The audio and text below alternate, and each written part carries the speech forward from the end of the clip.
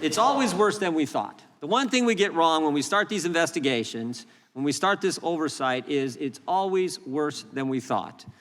We now have the superseding indictment from the Justice Department. It wasn't $3 million that they were paying these field sources. It was actually $4 million the Southern Poverty Law Center paid to field sources. And they didn't just pay them to foment the hate they told their donors they were fighting. They actually dated them. That's right, Southern Poverty Law Center employee was in a romantic relationship with field source number 9, a member of the Racist National Alliance. This SPLC employee, who was supposed to be dismantling hate groups with the Intelligence Project, was dating the field source that they were paying, and in fact, they had a joint bank account. Wow. And guess what the SPLC paid this individual? $1.2 million to, again, create and foment the hate they told their donors they were fighting. Now, it gets worse. An individual who led the Nationalist Socialist Party, a faction of the Aryan nations, reached out to SPLC. He wanted out. He wanted help in leaving this racist group. And what did the SPLC do? They said, no, no, no.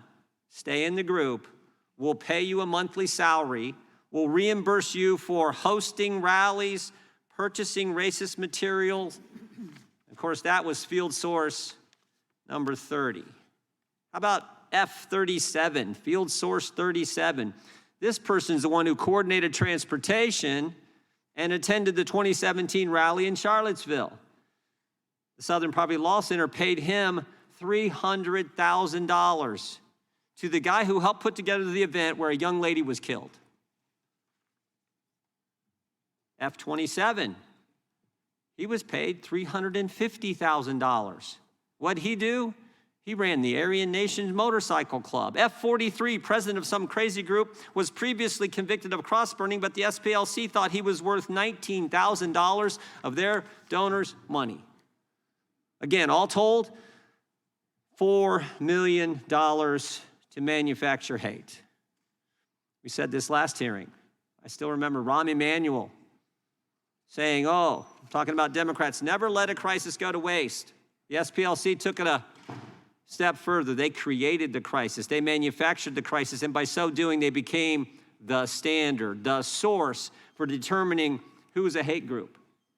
They labeled Family Research Council a hate group. Moms for Liberty was labeled a hate group. Turning Point USA labeled a hate group. Alliance Defending Freedom, even though they argued multiple cases, won 16 cases in front of the Supreme Court, they were labeled a hate group, but never Jane's Revenge, never the group who vandalized crisis pregnancy centers, churches, in the aftermath of the Dobbs decision. They never got labeled.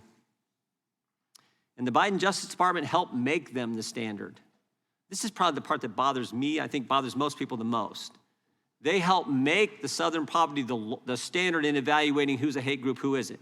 Because they consulted with them, they had quarterly meetings. The Deputy Attorney General, Lisa Monaco, quarterly met with SPLC. They would give SPLC any information they had, the Justice Department, the FBI had, they give it to them first. They even used them to train prosecutors. And of course, we know what it resulted in. The now famous memorandum from the FBI field office in Richmond, Virginia, where the FBI said, if you're a pro-life Catholic, you're an extremist. And of course, who did they cite for that? You guessed it, the Southern Poverty Law Center. Southern Poverty Law Center became part of the weaponized Garland-Biden Justice Department. Now, here's what's interesting. The Biden DOJ knew all about this scam that they were running. They knew the SPLC was doing this, but they didn't pursue the case. They dropped the case. Because when you meet with them, when you consult with them, when you have them train your prosecutors, you're not going to prosecute them. Nope, you're not going to do it because it's too valuable politically. And here's the scary part. And I'm sure we'll have questions from Mr. Fair later on about this. Here's the scary part. It all worked. Field Source 37, the guy at the Charlottesville rally, helped plan that rally, coordinate transportation there, was paid to attend. After the event, again, after the event where a lady was killed, The Southern Poverty Law Center almost tripled their income. 51 million to 133 million after they were coordinating the hate that took place at that crazy rally. You run a scam, you become the standard, you don't get prosecuted, and you make a ton of money. They got 800 million assets, 700 million in an endowment. Such a deal. And they would have gotten away with it, but for the oversight of Congress, and more importantly, the work of the Justice Department. So God bless the Attorney General and the work him and his team are doing. And we look forward to hearing from our witnesses today.